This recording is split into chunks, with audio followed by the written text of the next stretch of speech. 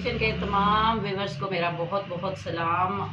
आज हमारे एक हकीम भाई साहब हैं, हकीम ज़फ़र इकबाल, जो वाइस प्रेसिडेंट है यूनिफिकेशन तहसील मलकवाल के।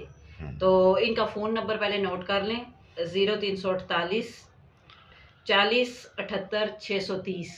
तो इन्होंने आज कल के मौसम की मुनासबत से एक बहुत शानदार नुस्खा पेश किया है, जो हम आपको वीडियो की शक्ल में आपके आगे पेश कर रहे हैं।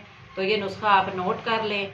ये अज्जा पहले नोट करें। फटकड़ी सफ़ेद 1 तोला, सब्ज़ करेले के पानी 10 तोला में इन दोनों को तवे के ऊपर रखें और आग पर रख कर फटकड़ी बरियां कर लें। जब करेलों का पानी सूख जाए तो फटकड़ी फूल कर खुश्क हो जाएगी, नीचे उतार कर पीस कर महफूज कर लें।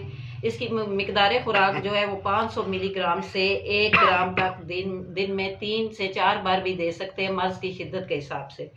तो पहली खुराक से ही फ़र्क पड़ जाता है। 20 साल से इनका मुजर्रब और आजमुदा नुस्खा है। ये बनाएं और अपने मतब पर रखें।